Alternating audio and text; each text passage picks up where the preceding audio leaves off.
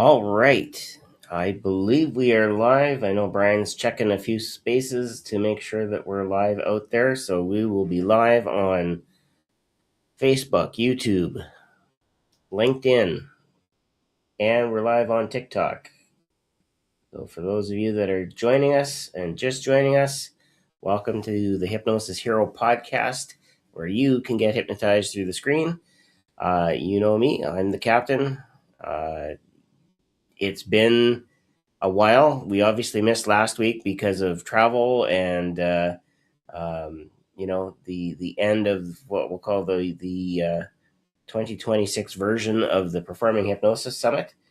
And so I got a few people that are joining us online. I see Fraser, I see Bree, I see Furline coming into the TikTok world. Those of you that are joining us on LinkedIn, just a reminder: your chat does not automatically translate over to us here, so we may not see questions that you pose. You can still hop on to one of the other platforms if you want and message us. And Steve is here with us, Steve Falcon. I hope the weather hasn't kept you guys down for too terribly long. I know in some areas in and around you, I know Tennessee was hit pretty bad. There are some folks that I know down there that are still waiting to get their internet back. They just got power a couple days ago. So, um, yeah, it's how does Brian put it? I don't know. Let's bring Brian on and he can put it the way that he puts it with Mother Nature. What happens to Mother Nature when things go awry? Oh, in some cases, she becomes extremely bipolar after she's gone off of her meds. There you go. So and that usually goes like, hey, it's hot, cold, up, down, or some type of major significant shift. But yeah. Steve, hope that you and the family and everybody are doing well. But yeah, Steve says we were trapped in the house for one day. Power and internet was working, so we enjoyed the day off. Hey, that's what you got to do. You make the best of it. Mm-hmm. So all good. Yeah. So Performing Hypnosis Summit 2026 version. You look dog tired after the event, and your last picture from Vegas was, I don't know where the hell I am, but I'm going home. So, we flew in a Tuesday night before the conference and left Tuesday night after the conference. So when I flew in, I woke up Monday morning and was up all the way until I went to bed in Las Vegas Tuesday night. So I started off the conference with sleep deprivation and 5 a.m. breakfasts, and going to bed late did not help. But it was one of those things where, in my opinion, the conference flew by entirely too quickly. It was wonderful to see everybody. Just like I said last year, it was almost like a family reunion with kind of better terms this year.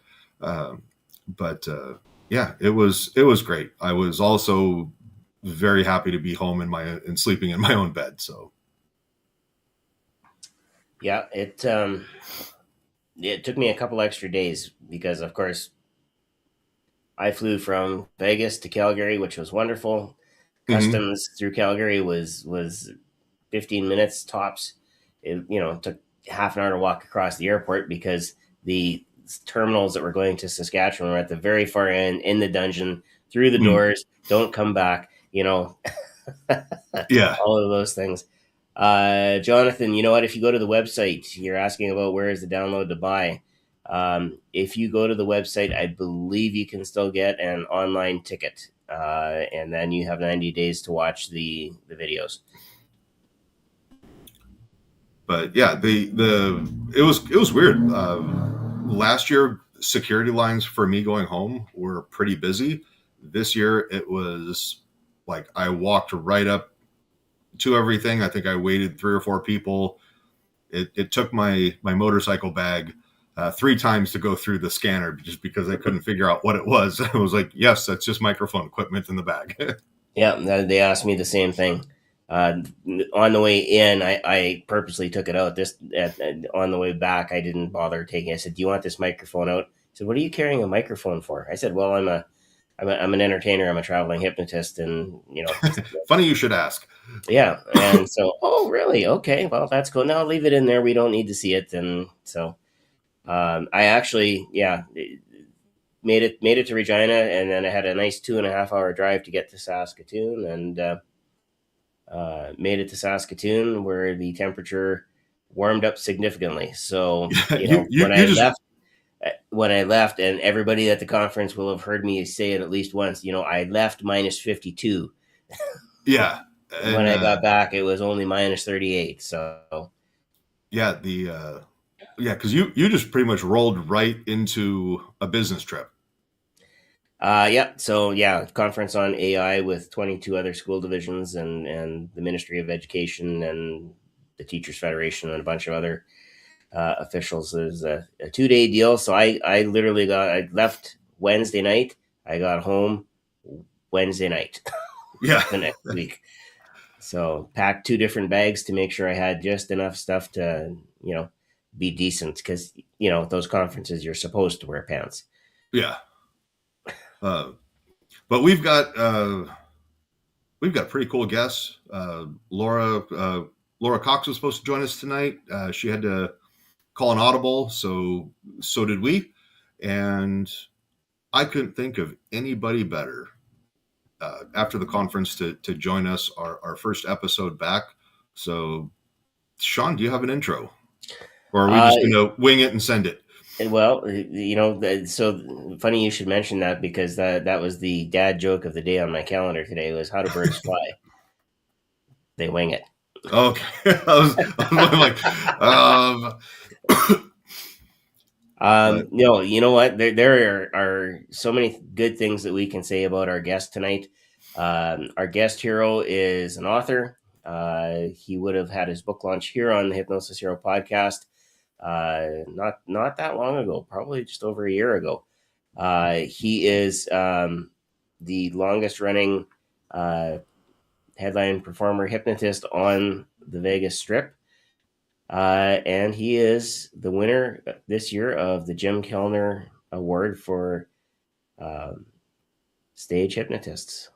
What else can we say? Family man, all around great guy, somebody who is very generous with his time, and was able to sit with us again this year and do a Q&A for hypnotists after a show on the Friday night. So without any further ado, because if I say everything now, he's not going to have anything to say, and I don't know if that's possible or not. But here he is, Mr. Kevin Lepine. Yay! So you couldn't think of any better guest but me, except for the person I'm filling in for, because she couldn't show up. In fairness, she booked before the conference, and so she had to call an audible, and so for clarification. No. You made it pretty clear, Hey, he's great. I'm so excited to have him, unless we'd have had, the person we wanted. So, that's great. Oh, God. With friends like you and Grant, who needs enemies? But no, we're happy to have you, Kevin. And thanks for having me. I'm always glad to be here. As always, it was such a pleasure. I will always be happy to be up to your fourth choice. How did I screw that one up? I was like, okay, we had her scheduled pre-conference. She couldn't make it, so all right. Brian, just time out, because your foot keeps going further into your mouth. I think I've got some Tapatio hot sauce in the fridge. Let me go grab it. Well, mustard also works really well too, if you get the nice Canadian mustard. Lara canceled a couple days ago, and totally understand, guys. Brian said, what? Let's get Kevin, because he's got all kinds of good things to say. So, and Steve is saying, Kevin, don't sell yourself short. You're the reason I'm here, which is true, because it's very rare that we see the great Falcon in our feed. which is okay because we also know that he's busy more often than not. So we got, I think we just coined a nickname, what's that? the Great Falcon. I don't think we did. I don't Okay. think we did. We I all know he's great. I think Steve will do way, way, way better than that. Yeah. The amazing Falcon. Mm. We have Holly joining us from LA. We have Paulette joining us. We have Fraser Penman joining us from Scotland. And for all of you watching who weren't at the conference, if you have any questions for me about what I'm doing, about show, about scripting, about anything, feel free to just type it in, shoot it in. I can't really read the screen from here, so either Sean or Brian will read your question, and feel free to ask anything. I love when it's really interactive with all of us. Yep, and you know I will say this, because this would be our third time that we've gone and you've done the Q&A for us after your show, and it just keeps getting better and better and better. I'm noticing, first of all, the level of questions that our conference is starting to ask it's starting to get a lot more technical, a lot more focused on very specific items, which is good to see because that means they know what they know what they want answered so that they can improve. I Uh, think I think the attendees are really starting to learn something. I think especially like the first couple of years, because it's a performing based conference, performers like to position themselves in a certain way. They like to be seen as a certain way. I think there was a lot of fear about asking questions because if I ask questions, then I'm minimizing myself, which is a very, very mistaken attitude. And I think now people are getting way more comfortable with the idea of, oh, if I don't know something and I ask, it becomes a collaboration and we can all build on these answers. So I really, really do think, yes, the questions both at the Q&A and even in the conference have gotten stronger. And if there's one suggestion I will make to every attendee, write a list of questions while you're on the plane coming over. And make sure you get those questions answered by the people you want to have answer them. And let the record reflect that my questions were significantly less this year than year one, because year one, I threw caution to the wind and I tried to ask as much as I wanted.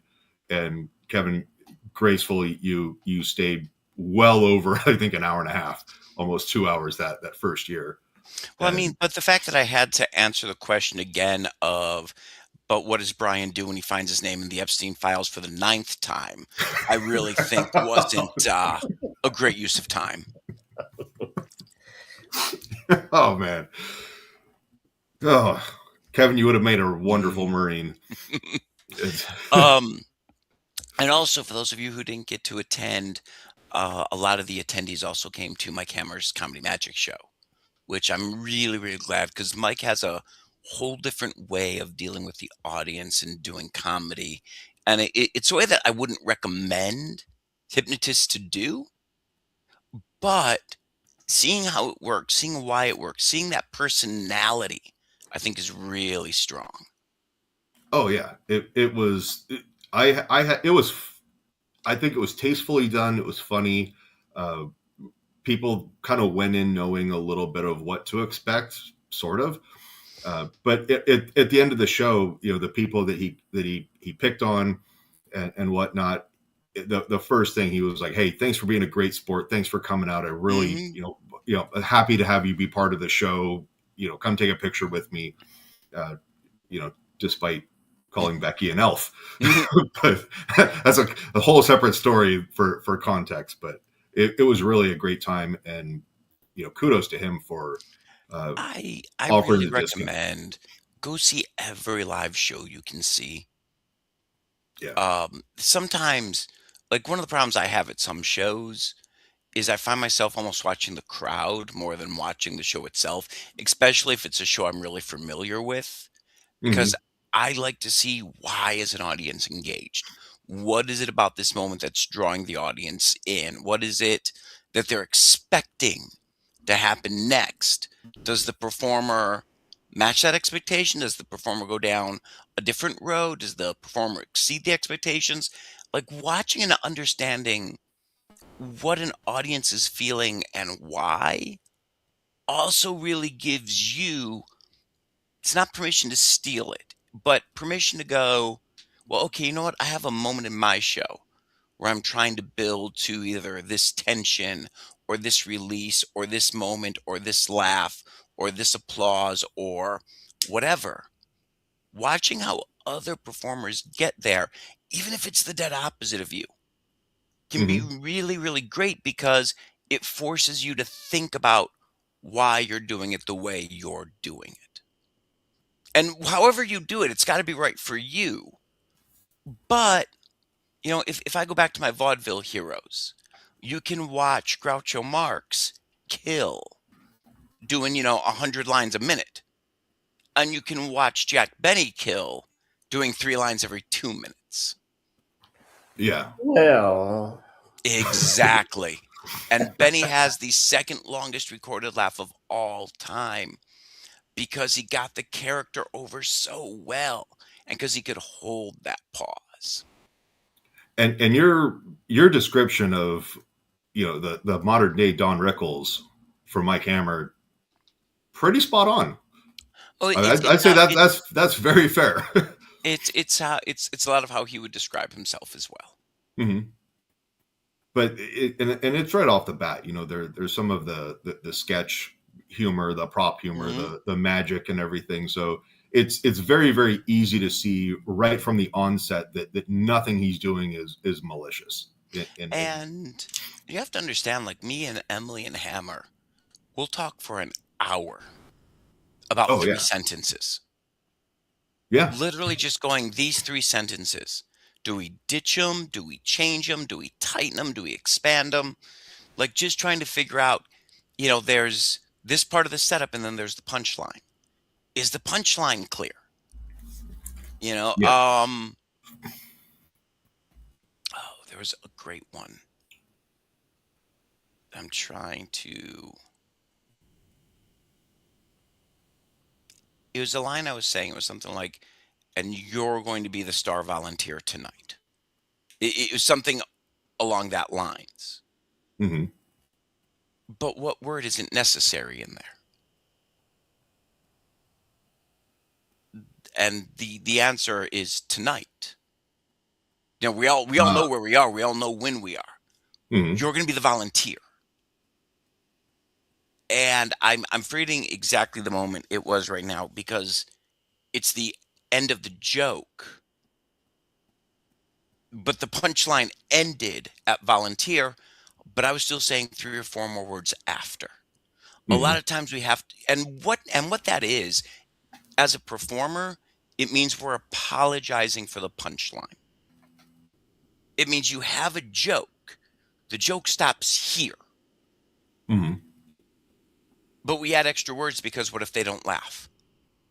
It's almost like you want to make sure that they get it, so you're trying to explain it, and it detracts. And the best thing you can do with the punchline, you have to see where the punchline is and then stop. Let it hit. Take a breath. Take Mm-hmm. a sip of a bottle of water. Do whatever. But adding those extra words doesn't help. Right. Unless you're Norm Macdonald. In which case, the premise is usually funnier than the punchline. But I'm bringing that up as an example because there's a lot of ways to do it if you understand who you are and what you're trying to present to people. Mm-hmm. And so we do have a question from Holly. She asks, "What is one of the funniest moments you've had live on stage with a hypnosis volunteer?" Probably one of my favorite moments was we had a professional rugby player up there. And I do the thing where I am naked in the back and I suddenly have the guys think I have the cutest, most adorable ass of all time. Mm-hmm. Huge rugby player grabs me around my body and throws me onto his lap. I am not getting out of this hold.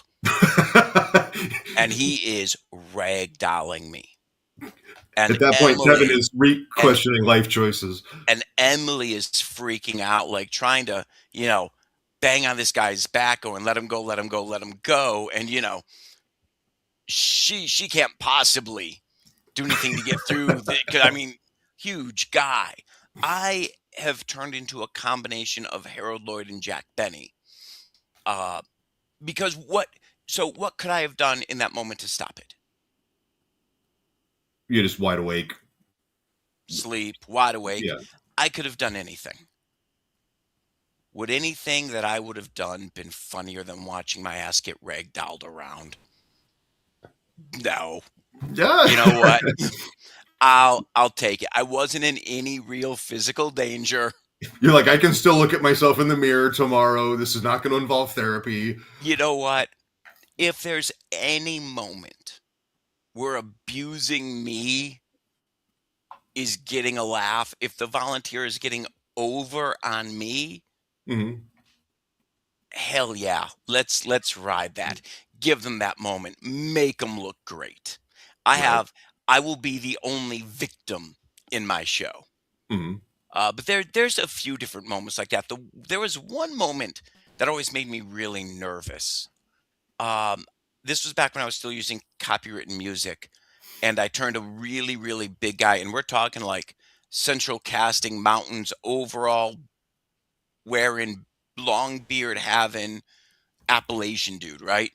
I mean, like right out of central casting.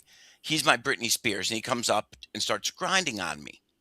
Now, my hope is that he's professionally a bouncer, because I was wearing my coat, and what this guy instinctively did is he flipped the back part of my coat down to my elbows, pinning my arms behind my back. Yeah, that's a technique. So I'm hoping he's a bouncer, because otherwise, I ain't going clubbing with that dude.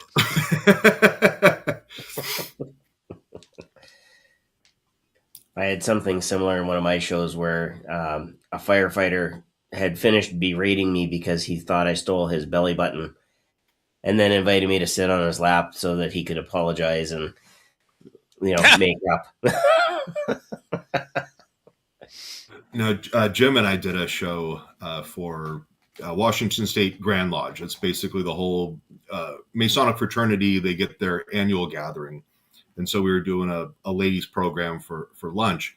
And so I've got the two daughters of the Grand Secretary. They're both adults, and kind of limited volunteers on stage. And so I was like, all right, I'm doing my few minutes. I was like, okay, daughter number one, you're infatuated with the hypnotist. Anytime somebody gets near me, jealousy stuff, and you're trying to, no hitting, no kicking, no fighting, no biting, but you're trying to, keep someone away. And then, okay, daughter number two, you're open your eyes. I'm your favorite celebrity. You can't believe that I'm in front of you, and you're just gushing and everything like that, but you're doing so in an Australian accent. And, 1, 2, 3, wide awake.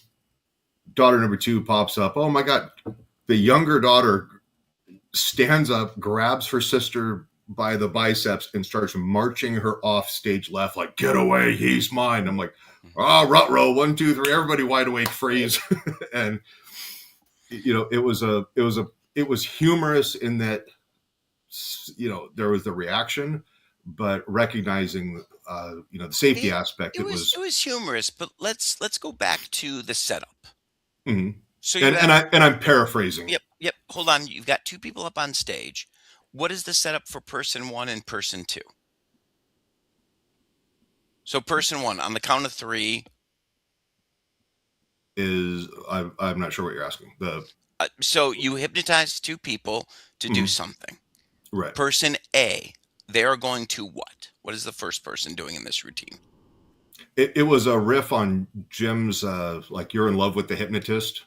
It was like it was almost like that Black or better term, like territorial, like Man, Sean, one day we're going to get him to talk in sound bites, and this podcast will go so much faster. Person one, on the count of three, you will what? be infatuated with the hypnotist. You don't want anybody to come Okay. near me. And then person 2 is? I'm your favorite celebrity, and you fawning all over me, but in an Australian accent. Okay. So, how many people did you have on stage that night? With them, they were the last two. Okay. So I was So, working with what I had. yep. No. Good deal. Always work with what you've got. It's never, you don't go to war with the army you want. You go to war with the army you have. Mm-hmm.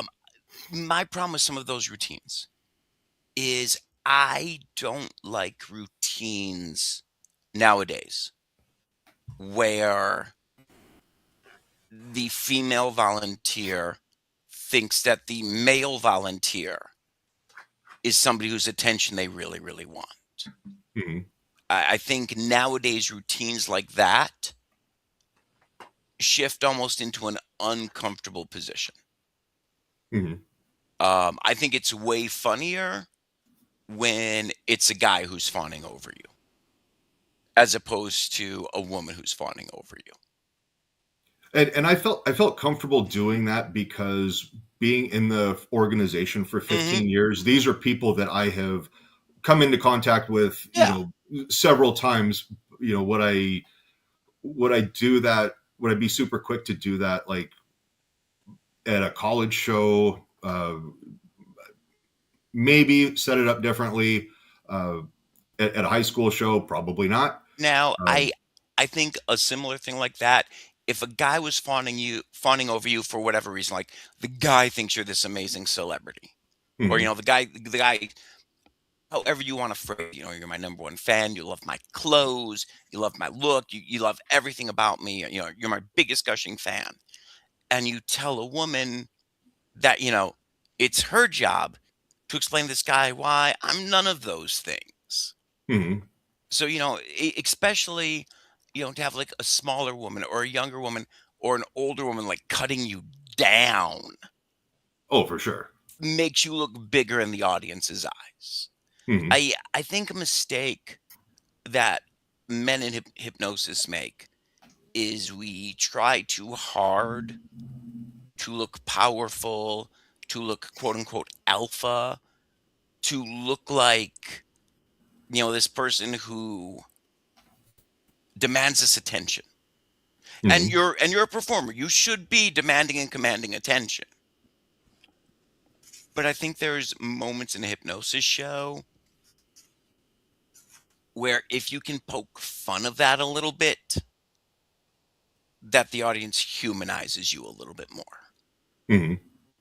And I don't know, Sean, what do you think? Because it's kind of a weird concept in there. And any women who are watching this, please do me a favor. I can't see your response. Type in your response to what I just said.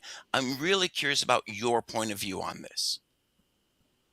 Yeah, the intended what I was going for, kind of playing people off of each other, is like, the dirty looks and like the facial Yeah. expressions and things like that.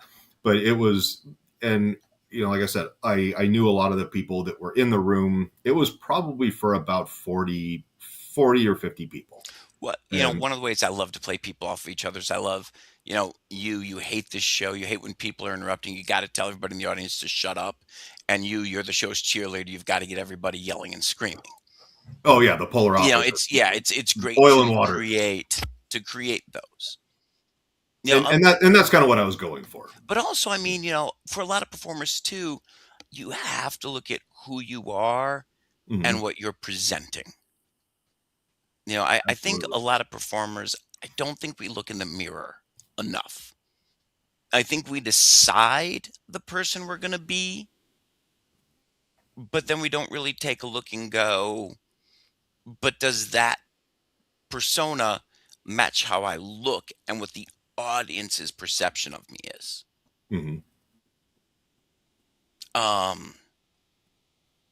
We've got Steve Falcon here. And I'm going to use Steve and I'm going to use Brian as two very different examples, just because you two are built very, very, very differently. But, a performer of Falcon's stature, a little Mhm. shorter, a little smaller, if he goes up to a really big guy on his stage and does something to intimidate the really, really big guy, or, to get himself over on the big guy, it can be really funny. Mm-hmm. But is that same idea funny if it was you doing it and you were bigger than the guy you're doing it with? So Siege says I'm still bigger. Yeah.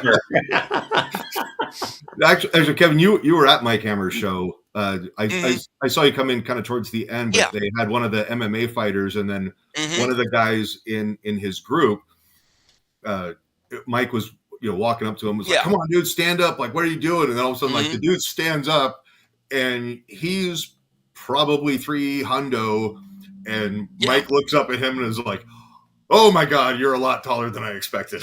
And Mike and Mike's that's been doing it killed. long enough to know, but that's exactly it is. He knows how to play into his body type. He knows how to play into what he looks like, who he is. Um Oh, no, no, no, no, no, don't worry, Steve. I saw that. I believe that was the comment Mhm. he was after. I'm still Yep. bigger than Mike Hammer. It depends who's standing on what ladder. Um, but I think a lot of performers fail to really, really look at themselves. I mean, I saw a magician once, and he was stealing a lot of Matt King's stuff, but he didn't look like Matt King. So all the stuff that Mac does that looks really, really cute, when this guy did it, just looked super, super creepy. I've watched young performers in hypnosis try and impersonate like Terry Stokes. Mm-hmm. And Terry could get a lot of.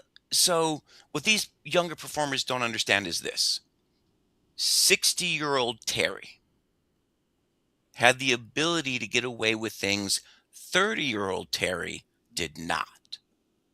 Yeah. 30-year-old Terry wouldn't have done half the things 60-year-old Terry is. But a lot of these younger guys see what Terry does and goes, "Oh, well, I'm going to do that." But instead of it being a charming, older Southern gentleman, it's this creepy young guy trying to look hip and powerful. And now he's pushing the audience away instead of being endearing. Yeah. I mean, 60-plus-year-old Terry is, grandpa being silly. Yep. And that's powerful. Mm-hmm. I mean, like Sean, if you did a show in the Star Trek uniform, this Yeah. gives you so much ability to play. Yep. Because you're It also obviously. It also gives Paramount so much ability to sue. Yes. Yep. And they've done it before, because there was actually a couple that had a Trek based show, and I think they made it to one of the conventions. Paramount found out about it and kind of shut them down. Yes. But did you see all of their marketing? Not all of it, no. If you'd have seen all of their marketing, you'd have understood why. I believe this was also a couple who was also doing a lot of things for the Adult crowd. yeah, there we go. Mm. But you could wear something similar to a Star Trek officer. You could Oh yeah. do a lot of things to create this image of Starfleet. And it's great because you can be serious about it while still being in on the humor of doing it. And I like when people do things that are very, very character. Yep. 100%. Now, Holly, I'm gonna kind of put you.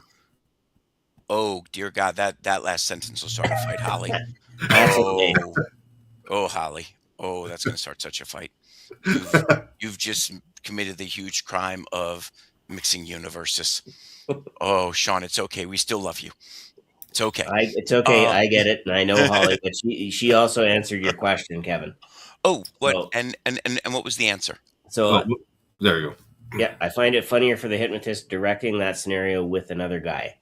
especially these days with anything suggestive of finding someone sexy. Yeah. Because I'll say this over and over.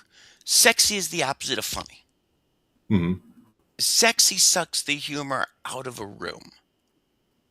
And when you're doing something that's based on sexy, you're gonna lack response because sexy makes people quiet. Mm-hmm.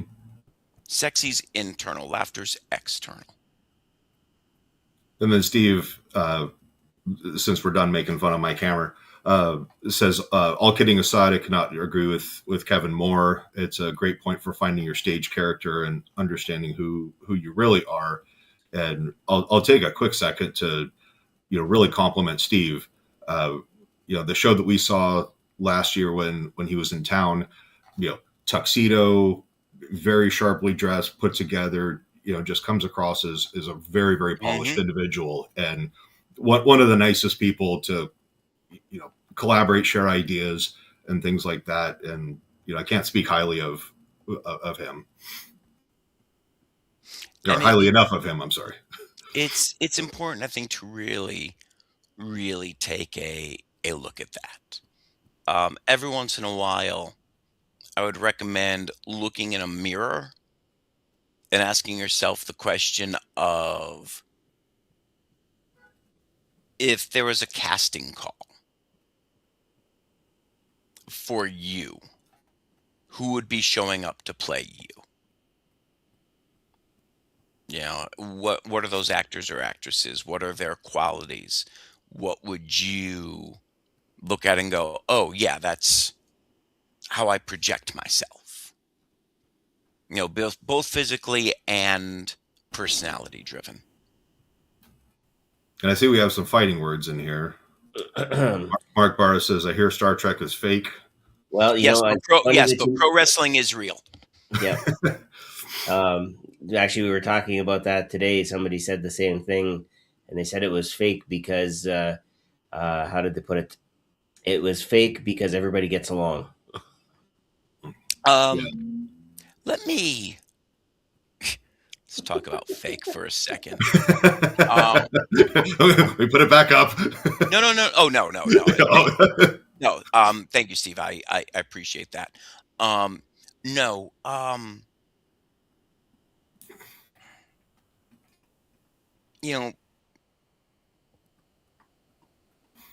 One thing I have a problem with Star Trek, and this is more of a next generation problem than original series problem.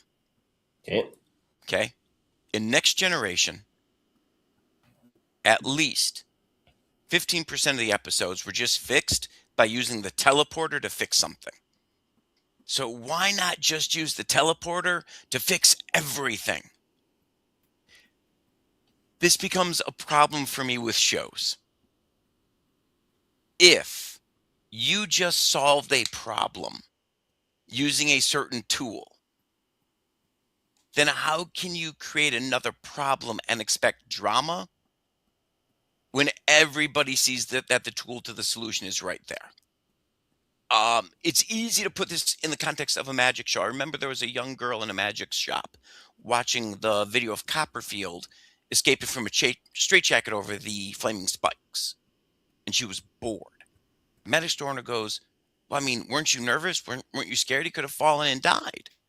And this 7-year-old girl goes, everybody knows Copperfield can fly, stupid. But she was right.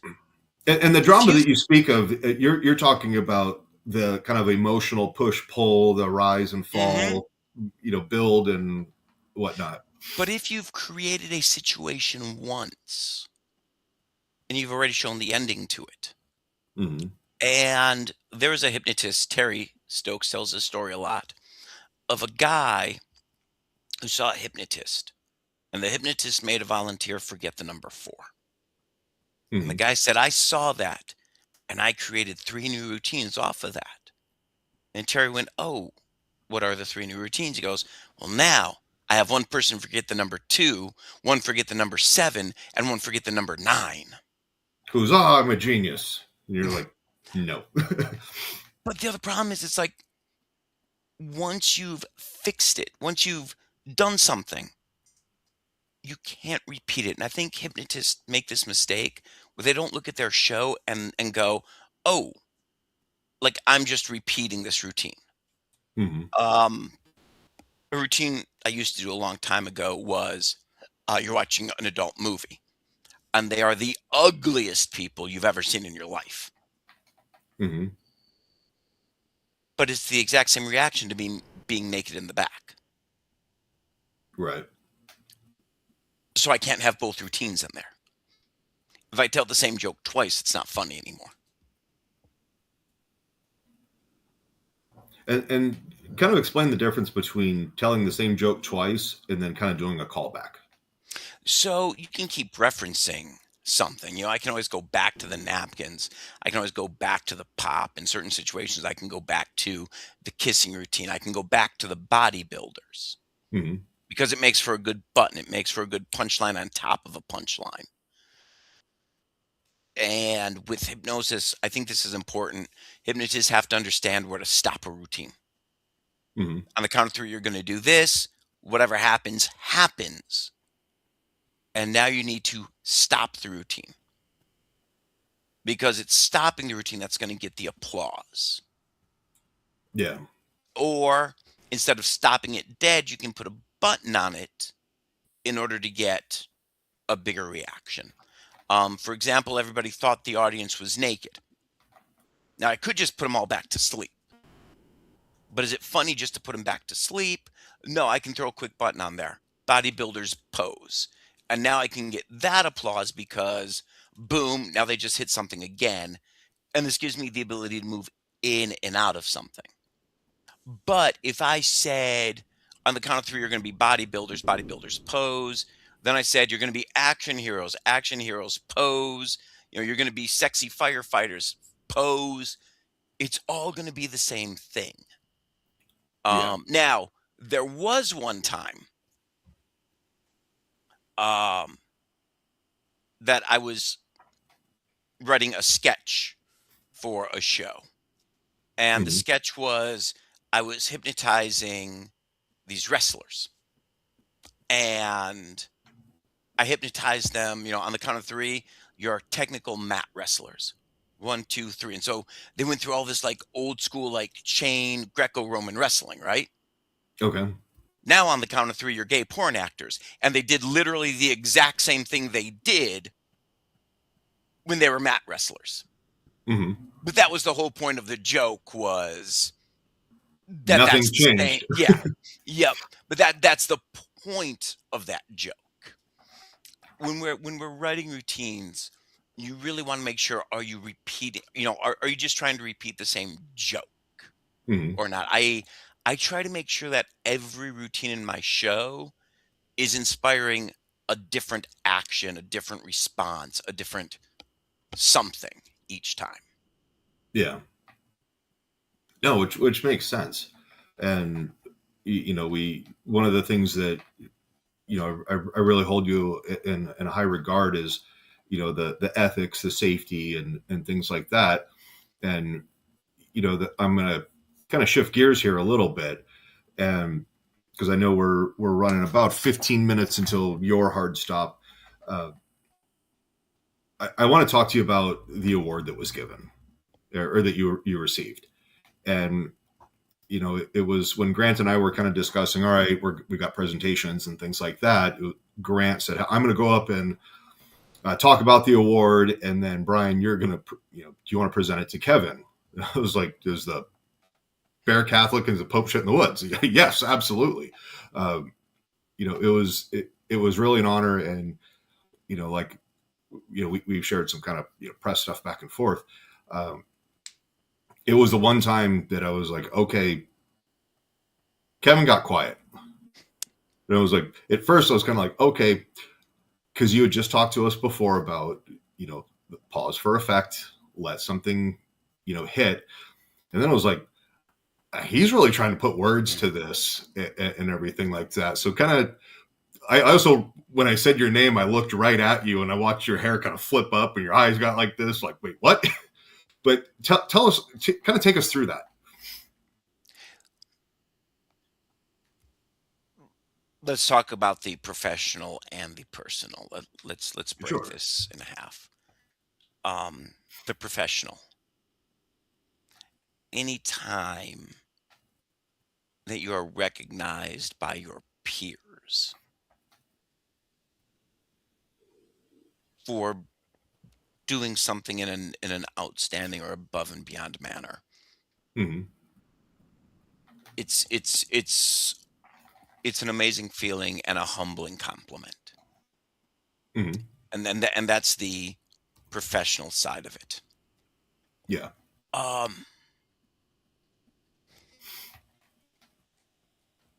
I don't know how often people understand that I really do try and put as much of the personal side into the professional as I can. Mm-hmm. I really want Kevin Lepine, the performer, and Kevin Lepine, the person, to be very, very close to each other, because it's how the performer is sincere.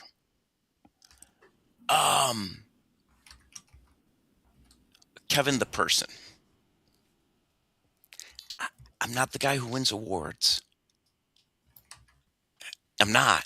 I'm the guy who shows up every day, trying to do the best that he can do. I'm not the guy who wins awards. And this goes into my own insecurities and my own problems and my own flaws. But I think we've all seen a lot of times the people who win the awards, and this has nothing to do with the Performance Summit, but let's just kind of go across the board. Mm-hmm. The person who wins the awards is the one who campaigns, is the one who has the machine behind them, is the one to, I think a lot of times we see a lot of the award winners as the ones who were born on third base and still think they hit a home run. Yeah. I've never been that person. I'm that guy who shows up every day to do a job, to do something he loves, and to do it the best I can. So winning that award personally was extremely, extremely humbling and surprising. Well, and certainly well deserved. Thank you. Both you and Michael DeShalit have been, just super helpful. Being kind of the boots on the ground, helping out with some of the logistics and everything. We live here; it makes it easier. Exactly. But it's not to say that it doesn't go unnoticed and it's not, unappreciated, because it really meant a lot. Yeah, and you guys do, make your efforts to get around. Like we've got the Michigan conference, and for somebody who doesn't win awards, you're like, I've got my championship belt that's running out of room. Well, you've also been doing this for a minute or two. But even that belt, with the different things we've won on that, everything I've won has always been people's choice. Mm-hmm. And that's really the compliment to me. For example, Best of Las Vegas, 2-time Best of Las Vegas winner. Never once did anybody from the place that runs the Best of Las Vegas ever once see my show, ever once come to my show, ever once sent an employee to see my show. Mm-hmm. But I won Reader's Choice twice. Yeah, which is pretty awesome. I'm not the show that their entertainment writer feels is important to come and write about. Well, I think one of the other things that makes it kind of more impactful is that, Vegas is a very, kind of transient community. And I say that in that it's tourism. People come in, they stay for a couple days, then they go to other parts of the globe. But then when it's, hey, we want to hear from you guys, it's not the hometown crowd. No, It's no. people who have gone to the show, who have, word of mouth. Uh, And I've never ever wanted fans. I've always wanted friends, and I've always tried to make sure I never do anything to give the impression I am elevating myself above anybody in my crowd. Everybody in my crowd is somebody I'm thankful for being there. Except some of the really drunk ones, but those are all other stories. Yeah, Yeah. those are, and I'm sure that you have lots of those other stories. Oh, That I once had a drunk guy stand up in the middle of my induction screaming, open your eyes, he's a demon, he's a demon." That was one of my favorites. Actually, one of my other favorites, you'll get a kick out of this one, Brian, was so a guy snuck into the room, shoots off his mouth, and verbally I throw him out. And about 5 minutes later, somebody else walks into the room, and I'm like, oh, this isn't going to be good. And I walk into the audience as this guy decides to confront me, saying that I just threw out his cousin, and his cousin was mad because I called his cousin all of these names. And I went, yeah, and then I called the guy all the exact same names, which I don't recommend doing. But the reason I walked into the audience is I walked into the third row where there happened to be 6 Marines who were really enjoying the show that night. And I didn't know how many it was going to take to throw this guy out. But to quote Ron Wright, I do know how many I was going to be able to use. And throw him out is code for grievous bodily harm. They would have stomped that guy's ass. Actually, my favorite moment, military watching a show, was a tour guide friend of mine in New Orleans. He's got a group of, it was either 10 or 12 Marines, and a drunk guy on a gallery. Like a big balcony. Yep, hold on. In New Orleans, it's a balcony. If it comes out about a third of the way, it's supported by its own structure. It's a gallery if it comes all the way up to the sidewalk, and it's supported by poles. And this is important for the story. Okay. So my buddy is telling the ghost story. He is standing under the gallery. Drunk guy on the gallery is shooting off his mouth and then decides to spill his drink on my friend. All of a sudden, one of the Marines turns to one of the other Marines, makes a bunch of sounds. Not even words, just sounds. All of a sudden, they're in a human pyramid. They have gotten up to the second floor gallery. They have the guy, and they have brought him down to street level. Was it something like "Ooga ooga oorah super Pretty much. And it was like, and they're like, and they looked Avengers assemble. Yep, and they looked at my friend and said, "What would you like me to do with this man?" And he looked at him, and he looked at the Marine. My buddy goes, "If he promises to be nice, can you put him back?" And they look at him, "Do you promise to be nice?" "Yes, yes, yes." All of a sudden, a couple more grunts, and this dude is back up on his gallery. I mean, he said it was the most amazing use of watching his tax dollars in action. Oh yeah, Fat Electrician talks about the Army and the Marine Corps. They are fueled with nicotine, caffeine, and hate. It's when you do a show like I do, I'm in Vegas. I'm gonna get everybody from the guy who's been up since 9 a.m., has walked 4 miles in the Vegas heat and is asleep, to the super excited drunk and everything in between. Just all you can ever hope to do is try and meet them on wherever their level is and elevate their day a little bit. And sometimes you can't, and that's what security's for. And you'll find a lot of the military folks that are in the audience. It reminds me of Henry Rollins. I'm unnervingly polite but capably violent. No, military is one of the best audiences in the world. They really are. They are never disrespectful to a performer, but they want you to mess with their friends a lot. Oh yeah, they're great. They're great audience members. They really are. Yeah. Were there any other questions in the chat before I have to go and turn into me? Holly says that she has to hop on another Zoom, and we'll catch up later. I'll see her Monday night. She pulled a Grant Saunders. For those of you that do want to see Kevin in action, it is Hypnosis Unleashed, and I've got that right here. Make sure you add me on Facebook, message me, drop me a line. Love to talk to you as well. Yeah, and Kevin, you is it premature to announce that there is some press coming out about the award? Or I don't know if you're announcing it. I guess not. Yeah. Well, I mean, we can tease it without saying exactly where to go find it. I mean, if you're going to talk about it, it's not premature, But I guess, hey, when I'm your second choice of a guest, I guess, just okay. Hang on, time out, everybody. That was a callback. So I'm working diligently with some reporters. I'm trying to get a lot of stories out about the award.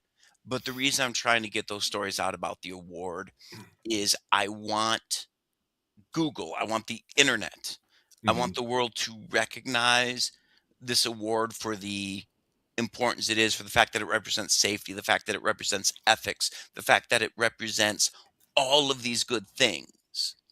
I'm really trying to get that award over as much as I can, not in the hypnosis community. We know what it means.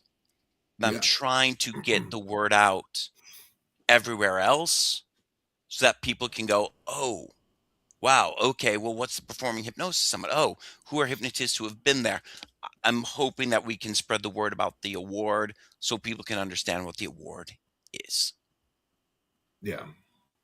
And I think that's something that's very true of the hypnosis community in general. Because we are such a tight-knit community, we tend to know a lot of what everybody else is doing, on who's got which award and those sorts of things. What we don't do as good a job of is promoting it outside of our community to say, hey, as a community, we recognize this excellent work. We recognize this. This is what this award means. And if you want to come down and find out more or see the show or be part of it, that's the piece that I think we need as a community to do more of. And I think with any community, I worked for a couple of communities, and what the community said about themselves was, this community is a kind of community that tends to circle the wagons and then fire inward. And I think with the hypnosis community, I really think the Performing Hypnosis Summit is doing a great job of this, of circling the wagons, and instead of attacking each other, building each other up so we can project to the world around us. We can project outward how great the community is. And circle the wagons and then bring more people in so the circle gets bigger. Exactly.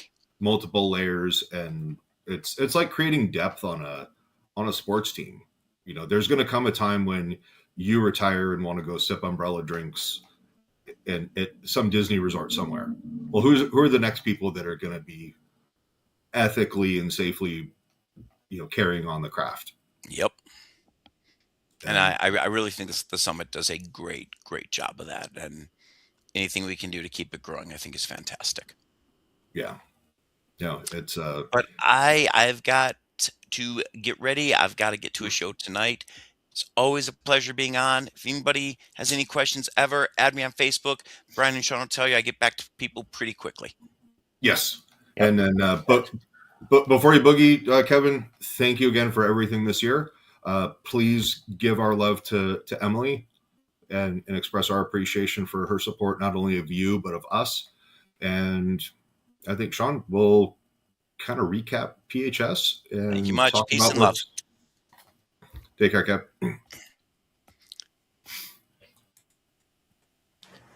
All right. So, let's do this. Now they can see us. Yeah. Maybe they don't want to. Yeah, we'll take donations to put us back to the smaller version. So, kind of take me through your thoughts of PHS. I know, and before we do, I'll kind of pause that for a second. Sean, I want to recognize you, and I want to Okay. thank you for all of your no, recognize you, not Vogue. But no, sincerely from the bottom of my heart, you are the train conductor. You make sure all the cogs and the ones and zeros and electric pixies chooch and make everything go out on the internet. And you were just running this way and that way, and keeping your composure and everything like that. Where, granted, I was sleep deprived, so where I was ready to just be like, I don't care, I'll get to it when I get to it. You were kind of the voice of reason and calm and stability. So thank you so much for all of your hard work. Yeah, no, it's what I've done for years, and I've always kind of described it this way because people are often amazed, like, how can you remain so calm when everything is falling apart? And it's like, well, would it help if I panicked along with you? Mm-hmm. Would it help if I just totally agreed with you, said everything was crap, and left it at that? That never seems to help. But what does help is if you come across somebody who's anchored, somebody who is, I don't want to say playing chess when everybody else is playing checkers, but somebody who understands what the next moves need to be in order to logistically get people moving from one spot to another. When you have a couple years of that experience behind you, it becomes kind of second nature, and so it may look like everything was calm and cool and collected on the surface. There were some issues that I will go back and when we do our debrief with the larger group, we'll go over what could have gone better with some of them. And case in point, one of those would be the online schedule was it wasn't adjusted as quickly as it needed to be. So, and sometimes the internet is just going to internet. Well, I mean, we definitely anybody who was presenting off the eastern seaboard, so Colin and Mm-hmm. I know we had a presenter in Mexico that was presenting from Mexico, and yeah, the internet's going to internet, but by and large, everybody was able to get a live presentation, which was really really nice to see. And the weather, yeah, I mean, you mentioned it. We mentioned it right off the top. The weather is going to play havoc, so we know there were a few people that uh, left a little bit early to make sure they got home ahead of the storms. I also know there were a few people that had flights canceled and had to fly a few different ways to get back to where they needed to get back to. And yeah, you take all of that in stride and you look at the overall conference and say, yep, this was good. What we've done was great. And now next year we're going to make it better. Nothing broke the conference and nobody died. Well, yeah, it wasn't, the only thing that was broken was the escalator at the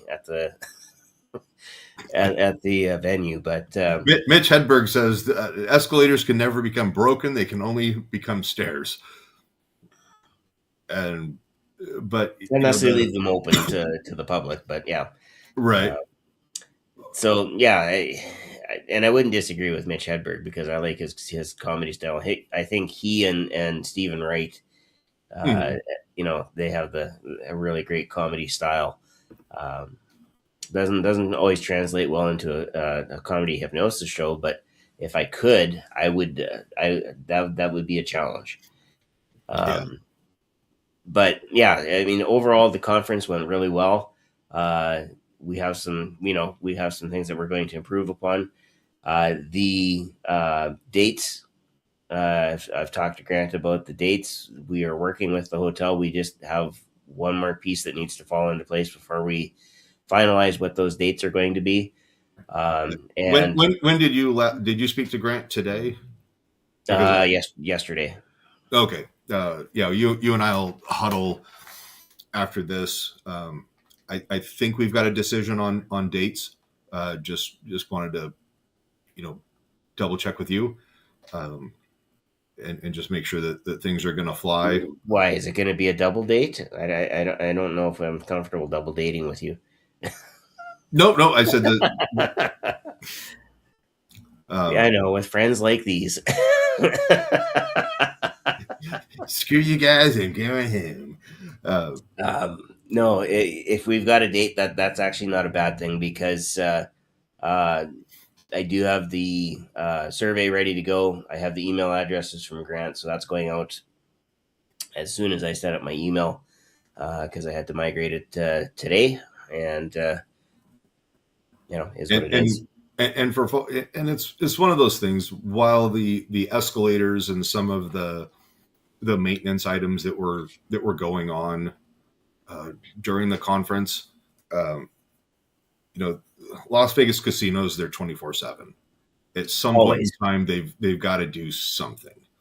Yeah. And the one of the reasons that we do the conference in January is, one, it's slow time for performers, so you're not turning down shows, and two, the crowds aren't there. They're gearing up for Super Bowl. They're coming off of all the travel from the holidays and things like that. So it's really kind of a mild time where we're not just elbow to elbow everywhere with super drunk people. Yeah. Although we did have an extra special conference across the hall from us. It was actually kind of amazing to watch. The all the people in white. Yeah. Imagine about 500 people, about 50 of them dressed in white, like vanilla white suits, and kind of directing traffic. And come to find out that it was a Neutralite. The product that they were selling was Neutralite, and it was part of Amway. So, but it was an absolutely amazingly big conference, and I got a chance to talk to a few of the people, and they asked about us. I thought it was like a big Asian something or other that was going on, because nope, it was an Amway conference, and yes, it was. I'm assuming that was Chinese, because that some type of Orient. That would track with the rest of the venues, restaurants, and so on and so forth that are in the casino. But I had a chance to chat with a couple of them. I think they were hoping to get another customer. But they asked what we were doing. We're right across the hall. Yeah. They were quite intrigued by the fact that even though we were performers, we were very much, looking at mindset and training and getting better and all these things. Some of the similar things that they were doing in their conference. So, I think if they come back again next year at the same time, I will probably get another friend or two out of it.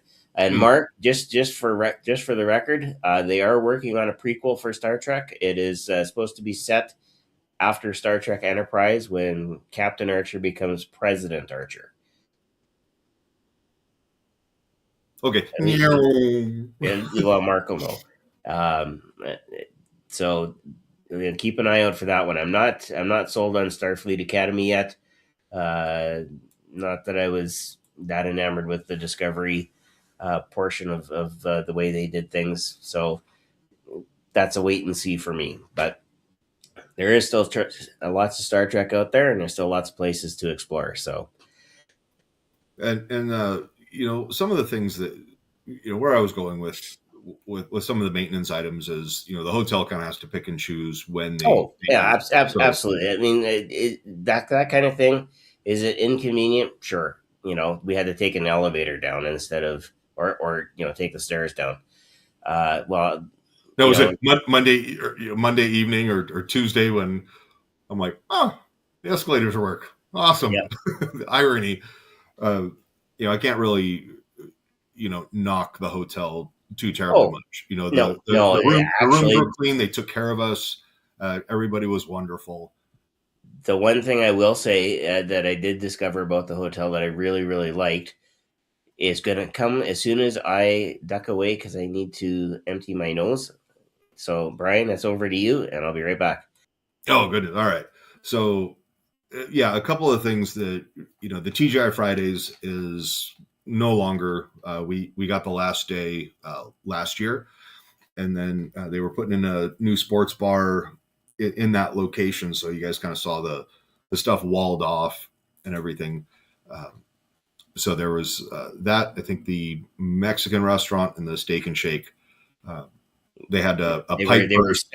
They were set to open, and then they blew a pipe somewhere along the way, and that delayed them. So next year they'll have that. What I was really impressed with was actually ping pong. Yeah, they're when you don't go in there during the lunch rush, which was one of the things we did differently this year, is we shifted lunch back a little bit, so you're not sitting there going, well, it took 40 minutes to get my lunch. Okay, cool. I've got eat it now, taste it later, and run back upstairs. They were great. Yeah, the if you ever go and you're at the Gold Coast Casino and Hotel, Ping Pong, I will 100% recommend the wonton soup. I had it twice, and it was excellent both times. It was a big, it was a big portion. I either had the sweet and sour chicken or orange chicken, something like that. That was just absolutely wonderful. Yeah, and so just really good quality for the value. For the price, you definitely got what you paid for. Yeah, they're some of the places in Vegas, you sit there and you go, what do you mean we got chicken wings, a beer, and my bill's $85? But I think Gold Coast, great value for money overall. The casinos weren't, you're able to walk freely through them. It wasn't super crowded. There were places on Fremont that, granted it was later on in the evening, but it was just nothing but a bunch of drunken people falling all over each other. And I was like, this doesn't, this isn't fun. Yeah. But we're Gold Coast. It's close enough to the Strip that, run across the freeway to the Bellagio, a very short Uber ride, Caesar's Palace, In-N-Out Burger, all that stuff is it's just really accessible. Yeah. So here's my question, because we talked about this right off the hop before we even got there, and it was about the driverless cars. Did not get a chance to get into one. Okay, and so they do have the driverless car. It is free in Vegas, at least as far as I know. It's still free. And everybody was saying, "Oh yeah, we got to get in these driverless cars." And da da da da. I said, "Wait a minute, guys. Free means beta test.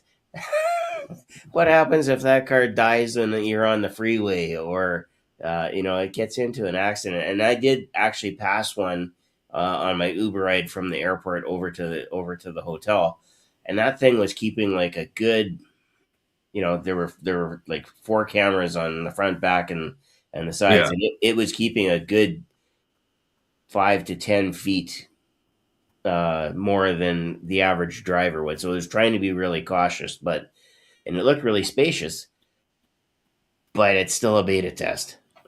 You just never know what the software is going to do. And one of the other things is it's, the area is like the Strip, maybe slightly off by a small margin, but it's Las Vegas. Those things are meant to basically recharge, fill up, go to home base, what may have you. And if somebody spreads DNA around there from whichever orifice, you don't know. So I'd hate to be going, hey, I want one of these. And then you walk in and it's like, surprise. But it's, our Uber drivers were, I think in general, friendly. They were talkative. One of them, a Korean guy, it was like he had his SUV, like his own little party bus, which was pretty awesome. But, you take the time to chit chat with people, find out, recommendations. Hey, where are places to go, places to stay away from, get their thoughts on some of the activities and things to do where it's like, it's not worth it. Mark Barros, $1 blackjack at the Grand downtown. Well, where were you this year? We could have done that. Grant and I found out that we played the wrong table for roulette on Black 17. I kept trying to be like, no, we need to go back to the one that we won on last year. Well, we weren't that far off. I mean, it was 18, and it was 18 black that showed up on the screen. Like 17 black, 18's red, I believe. So the one that I played, it was no, because you played, and then we played, or did we all play the same thing? We all played the same thing. I basically matched Grant's. I'm sure I saw it. I'm sure when it came up, it was like 18. The one I remember, the first one we played on the roulette wheel, it's got kind of polar opposites as they go with the numbers as they go. So the ball fell in 5 red, which was right next to 17 black. Yeah, and I'm like, Jim, you missed. Come on, buddy. This would have paid for our rooms, but again, it's I didn't look at it as I lost money. I invested in some memories and kind of a tradition with friends. Yeah, that's exactly the way to look at it. It's not gambling. It's a memorial bet that Jim should be looking out for next year. Damn it, Jim. Yeah. I can hear him now going, "You're at the wrong table." like I'm doing as much as I can, but go over there. Yeah. So anyway, overall, yeah, really, really good. I think there were a lot of people that made a lot of good memories this year. The one thing I think that also surprised me was the number of hands that went up at Catherine Hicklin's house when in her theater when she was asking, how many new people we had. I didn't realize there were that many new people. Mm-hmm. And so that's also a bonus because new people are really good at spreading the word about, hey, I just had this really, really, really, really cool experience. And that sticks with people, especially as we get closer to the end of this year when the advertising will be in full swing and we know who our speakers are and the schedule is locked, as Dan would say, because he's never living that down. Yeah. The Scottish Harry Potter. Yeah. That was and again, it just kind of goes to show you it's the little things. We'll be sure to have Becky on and be able to. So you regale her little things, and now you're talking about Becky. Like it's a Freudian slip, Sean. No, lots. Just so there was a bet as to who was taller at the conference, whether it was myself or whether it was Becky, and I said Becky wins because Becky can wear high heels. And the poll showed that 2/3 of you guys are assholes as far as Sean's concerned. But again, it's just the fun stuff that we do. We'll poke fun at each other, and we just try to keep it light. We do want to hear from you guys. Is there, we understand some of our sins from 2025, as far as getting late with the presenters and the marketing, and that is being corrected. Yeah. That was those steps were being taken before 2026 kicked off. So we did have a little bit of a pain point, but there's some stuff that we want to make some slight adjustments. But I think it's really going to bring a lot more, to the conference and really assist everybody in kind of elevating their game, because we want you guys to succeed. We want you guys to be better because you attended the conference, and it's all about sharing knowledge and eventually the wealth, for lack of a better term. So, like Kevin said, we're not in competition. Yeah, we build each other up. So and I know he used Michael Brody as an example because, of course, Kevin comes from Michigan as well. And so if Michael's doing his shows in Michigan, when Kevin comes, oh, it's a Vegas headliner. Okay, well, we're going to go see Kevin's show. But Kevin then reinforces the fact that, hey, here's this local guy who can, or local guys, because Tommy's also there. And there's a few others that Chuck King came out this year. And it's like those two guys can go, okay, we've got the night off. Yeah. We're going to go see Kevin, and then Kevin can recognize them and go see their and local then show. when somebody's looking for something local, they're not going to go hire Kevin all the way from Las Vegas. They're going to say, hey, I need this. I need Michael, or I need Tommy, or I need, Chuck, or I forget who else came from Michigan, Dan, Mm-hmm. And that's important to recognize. And, we talked about circling the wagons and firing in or firing out. Well, the notion that we need to promote the community as it is, which is very collegial comparatively to a lot of other communities. And I can solidly hang that one on education. Not every education conference that I've been to has been very collegial.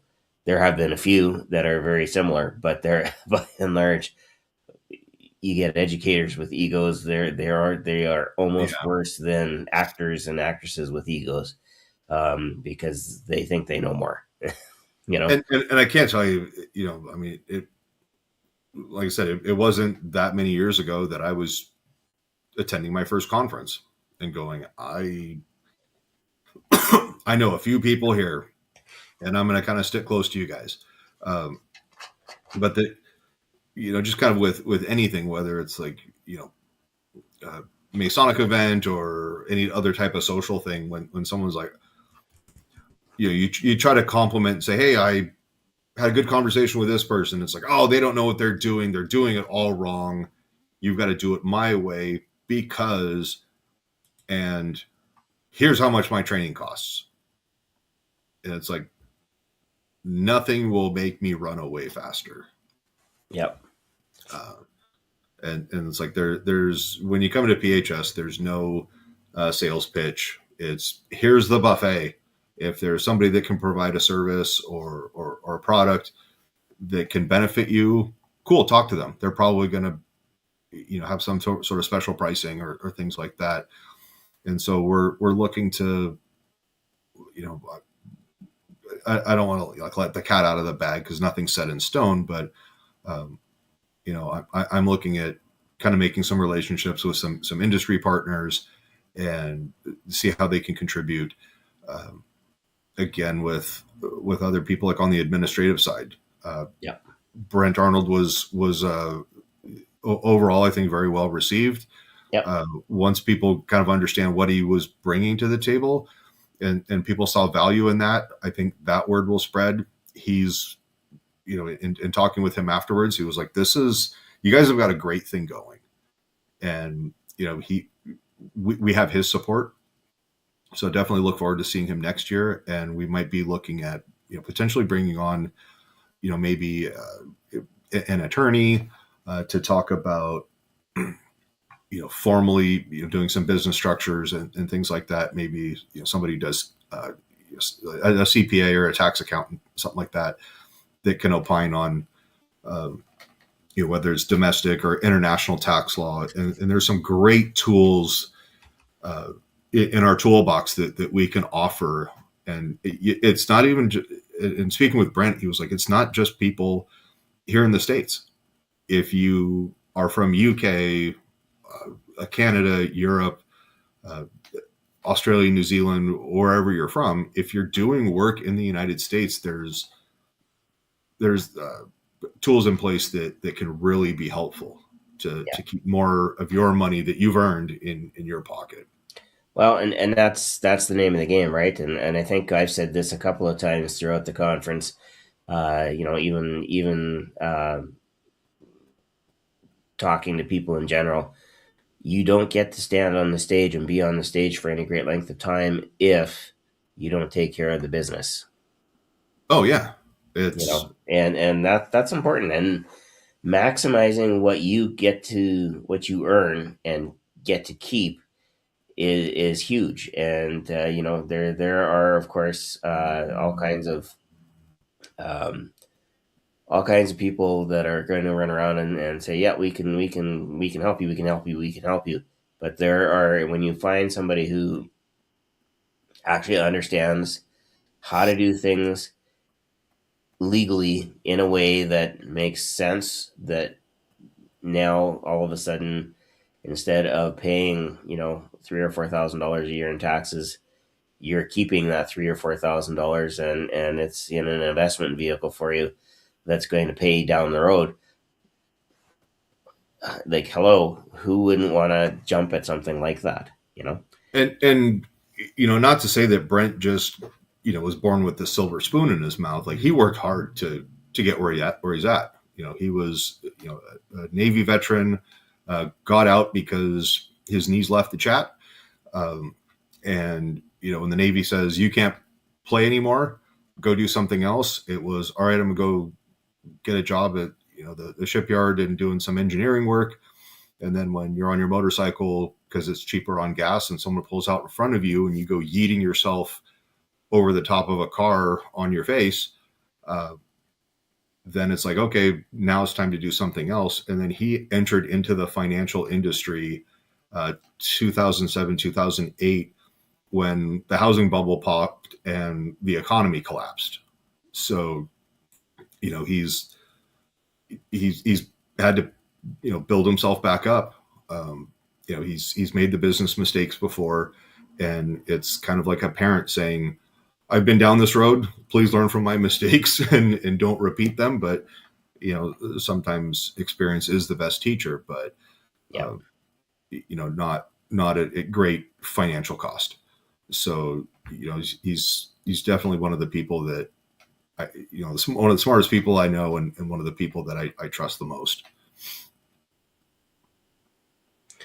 Yeah, just checking in here just to make sure. We had Harvey in from the UK. Fraser's still with us. Mm-hmm. But all of that said, I'm going to guess Becky's still with us too. I hope so. I don't know if she went back to sleep. Possible.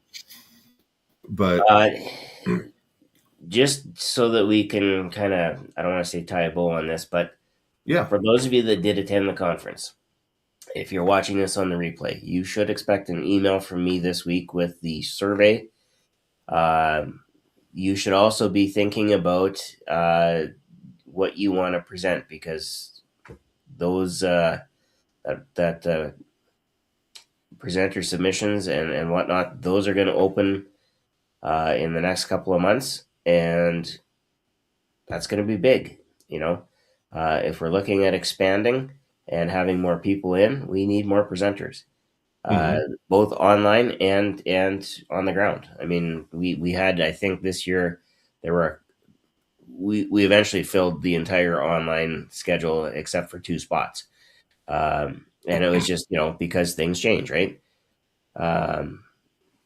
Mark is saying here, sales tax on services is complex. You're not wrong, because not every state's tax services, and those that do tax different ones.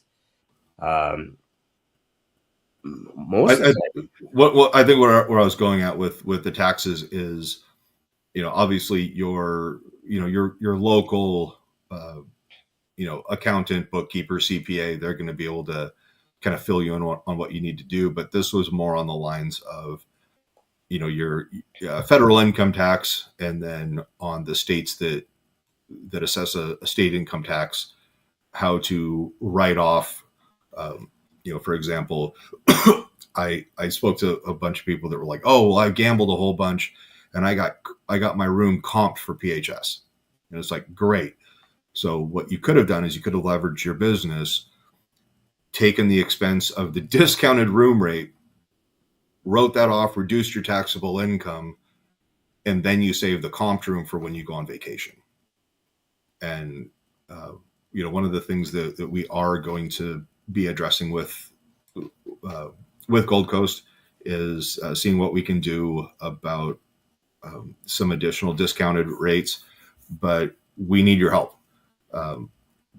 Some people went, hey, we're staying somewhere else. We're going to book through a third-party app. If you book through third-party, there's nothing that we can do for you if something goes sideways. But the more that we kind of band together, the more that we can say, look, we had our conference, we had 100 reservations. That's big money for the hotel.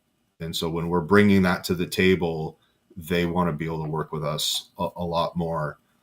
And, not to say like, oh, we're going to strong arm and have this leverage, but it gives us something to go to bat with. Yeah. But I think the other, there we go. Our resort fees tax deductible.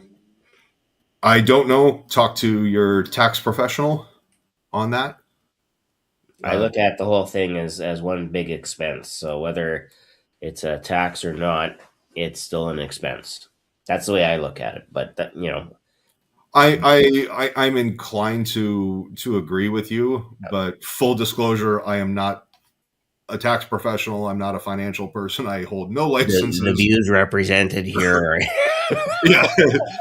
And in a sense, you really have to we really have to be, careful of staying in our lanes. Yeah. Yes, I work in the legal field with personal injury and like some family law and some little incidental stuff. But, some of the stories that I share are things that we've actually dealt with, and some of the intricacies and some of the obstacles that we've had to work to overcome. So it's just more of like, when it's coming from me, it's like, make sure that's on your radar. But talk to anything that requires a license to opine on, talk to those appropriate people, please. Yeah. I do know that Dan Goyette kind of had his mind blown when he said, Brent asked him about the Delta Sky Miles. He's like, oh yeah, we've got all that. And then Brent says, do you have the business one? Because you brought 4 people out. And Dan was like, wait, what?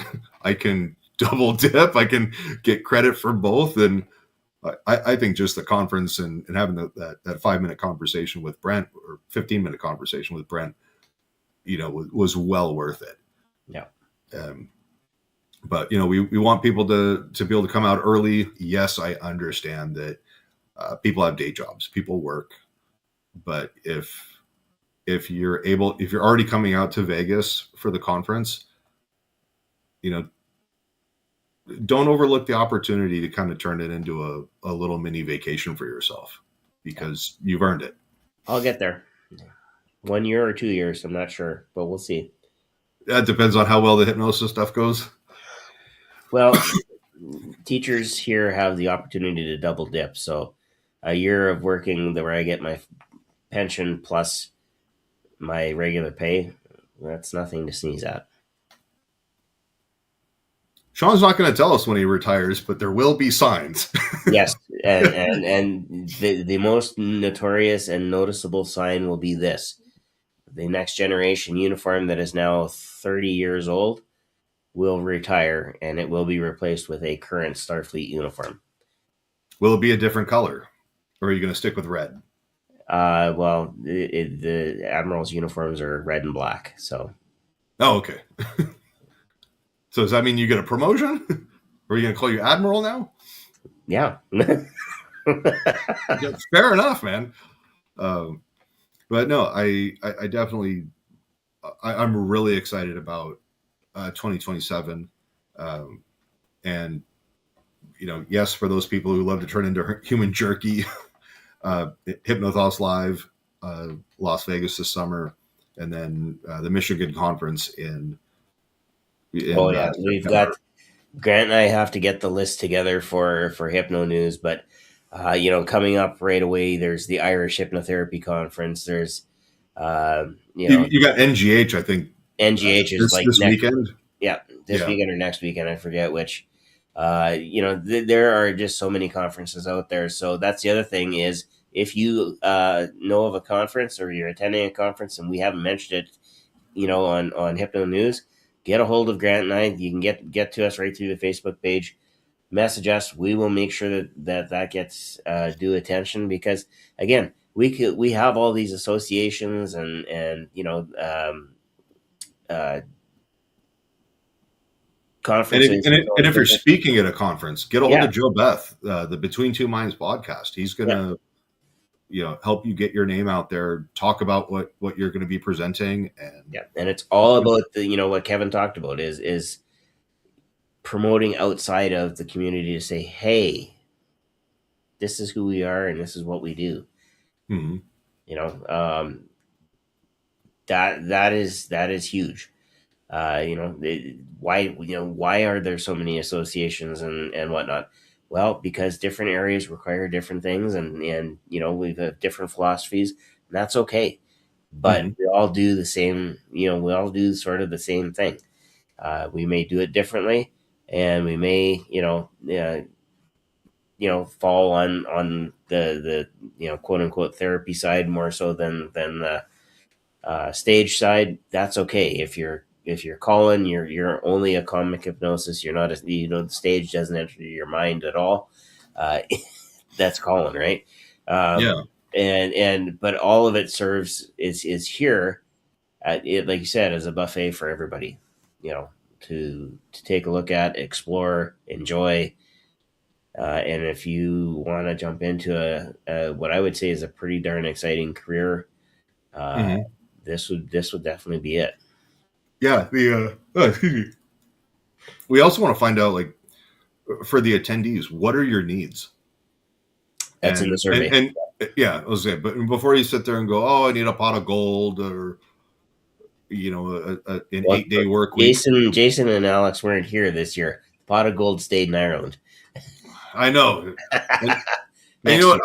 I really missed seeing them. Yeah. There's so many people that we missed. I mean, Steve Falcon was over on the other side of the continent.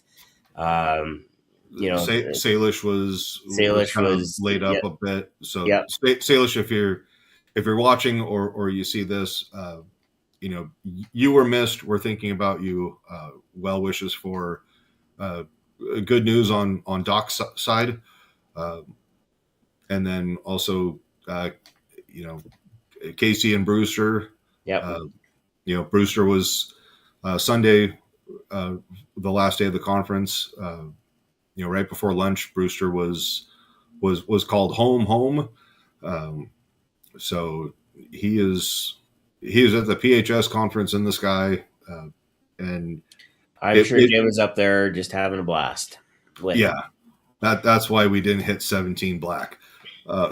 He was throwing Brewster's ball, but it really kind of didn't hit me, and I'm kind of reflecting on this a little bit.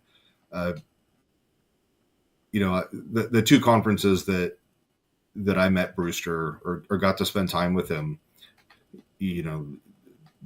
very short period of time of my life, but also very impactful. And it just, without Casey and without Brewster there was something missing. There was a void, but we understand. And Casey did the right thing, and it was I've been able to kind of chat with her here and there. We jumped on a Facebook Messenger video call and just passed the phone around. Everybody had their opportunity to kind of laugh and cry, and she definitely appreciated, very, very touched by that support. So we're looking forward to seeing Casey next year. And who knows? Maybe she brings Brewster 2.0. But there are always possibilities. Yeah. So, Sean, what's something that you would like to see next year? I think for me, I'd like to see more people on the ground that are hungry for improving themselves, that are looking for how they can help the profession get better. And I internally, I've got a target of what I think we should be able to get to next year reasonably. I'd still like us to exceed that. But like you said, as it grows and as it gets bigger, more people are going to hear about it. I'm also looking at how we've set things up, and that it is about performing and so on and so forth. but I think there is an untapped market for us as well with the hypnotherapists that have to go and present, that maybe don't have those presentation skills, that maybe are looking at how do I jump into this side of the profession. And there's a lot of crossover. I know because I'm on both sides of the fence. There's a lot of crossover between how we do things, in a one-on-one session or in a small group session, to doing a full-on show or a full-on presentation. Those skill sets are a little different, but there are a lot of things that, if you do them right, you can move back and forth inside the profession quite easily. And so there's an opportunity there to expand who it is that we include in the term performing. And that, not that that's going to water anything down, because it's not. It's that. Well, I mean, hypnotherapist, you're performing for an audience of one, and the audience of one needs you, or needs the hypnotherapist far more than an audience of 100 people. And so you're still making a difference. My friend Garrett, that some of the people met, he's a clinical psychologist. He has a PhD. He's a very, very intelligent guy, academically. And he was like, I took a lot of value out of what I learned. And it was just, he's like, I want to, his interest is in the hypnotherapy. And I think he was actually really shocked when I asked Kevin about that, I think on one of the leader panels, and Kevin said, with all of your clinical experience and knowledge, especially with rules and regulations and, the do's and don'ts, you're going to pick up the hypnotherapy a lot faster. It's going to bring a lot more credibility to you. And that's going to, that's going to put you on the path to success. And Garrett was just blown away. He was like, a 15-year headliner in Las Vegas told me I'm going to be successful. I mean, as far as, just injecting that confidence in there, it was huge. It's very impactful. And I like to see people when they kind of have their light bulb moments, and, they kind of come in and they're like, yes, but first coffee. And then at the end of it, it's, a presentation. It's, oh my God, you see the light in their eyes. The wheels are spinning.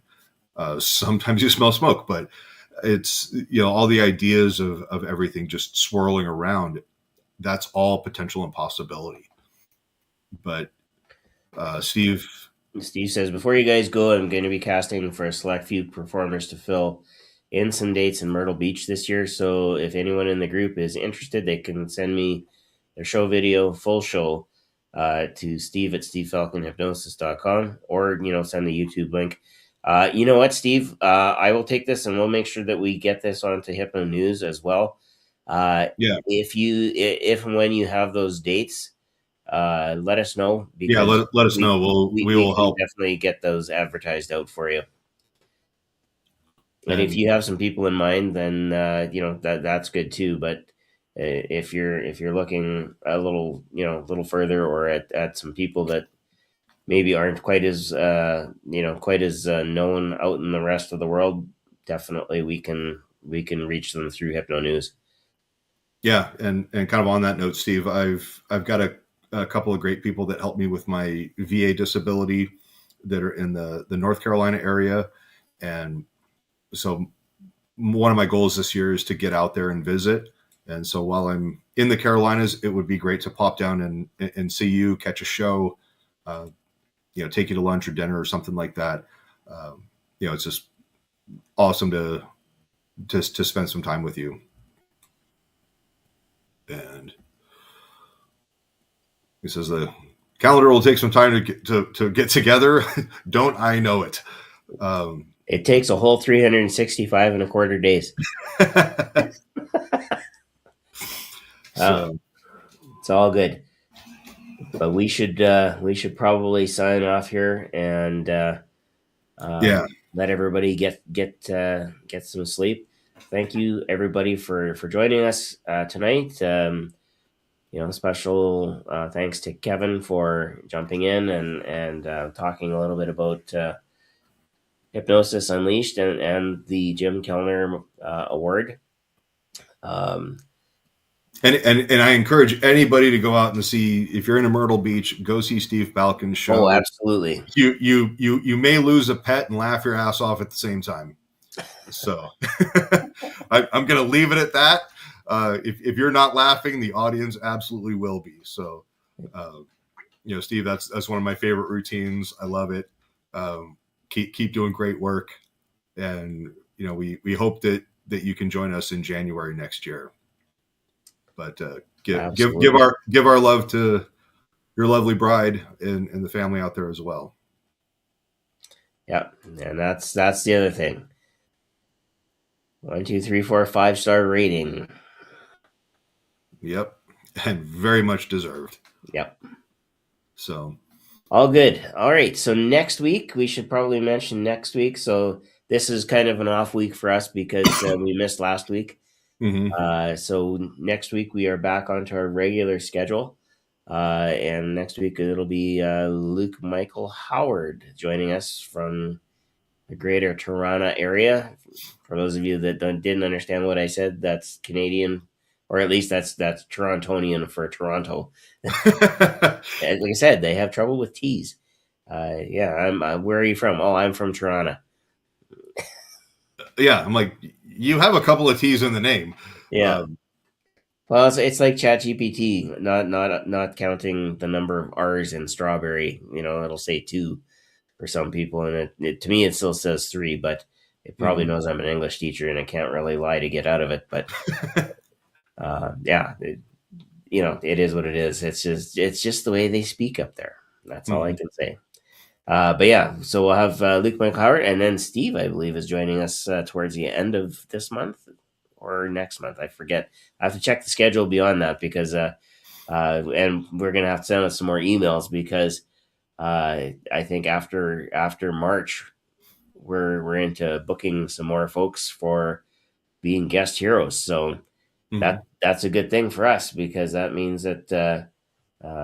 Steve says I think March, and you're probably right. I just know that you're on there, and we got you ready to go at for one of our Hypnosis Hero episodes. So we just need to make sure that he is locked in Dan Goyette style. No, Dan is like this. Oh, okay. You got to be locked. Okay. He did the big X once for me, so that was. I'm not sure if that was big bucks, no whammies, but that's a long time ago. That no whammies. I remember that. So, all good. So no whammies for anybody. And until next week, take care, stay well, be awesome. Take care, guys. Yeah. Good night.